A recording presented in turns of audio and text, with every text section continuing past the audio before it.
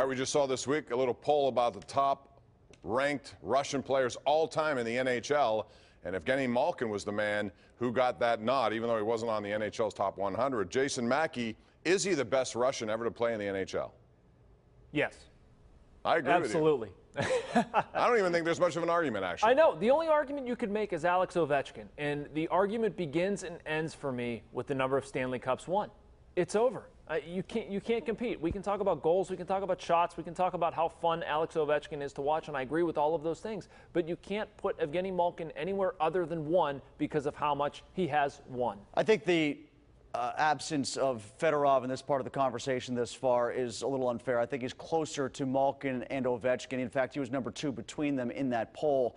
I would take Malkin based on his career, but I think as far as just an overwhelming talent, the talent of Ovechkin, if you were just to look at who the player was, I'd make him 1. But the more well-roundedness of Malkin's game and the team accomplishments, and to a degree some of the individual accomplishments of the postseason, he probably, in my opinion, should have been the Conn Smythe winner this year as well. That would give him 2 of those. I would say that Malkin does deserve the number 1 ranking, but it's largely because of team accomplishment, which is why it's funny that Ovechkin is still 3rd. I would put Datsuk in front of him and maybe even Bure too, if you're to consider that and make Ovechkin 5th. Yeah, I'd even consider Igor Larionov if we're going to go back to successful Detroit Red Wings. I think the most interesting question that spins out of this, guys, is if Evgeny Malkin had been the captain of his own team for all these years and not been the assistant captain, the alternate captain to Sidney Crosby, if he had been the face of a franchise all these years, yes, he's adapted incredibly well to the United States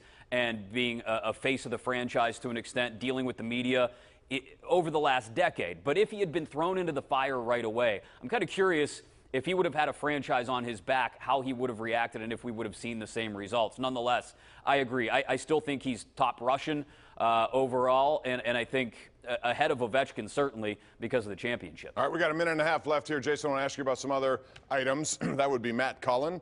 Seems like he hasn't given an answer, which is positive if you're thinking he might come back to Pittsburgh. Is he? And number 2, Dumoulin, Sheary go to arbitration. We saw figures on Dumoulin. What do you think will happen there?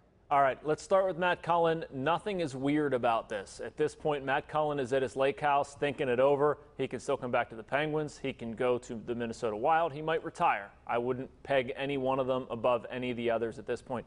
In the arbitration figures for me, I think it's a perfect starting point. I wrote this on our website. I think you can meet in the middle at $3.5 million.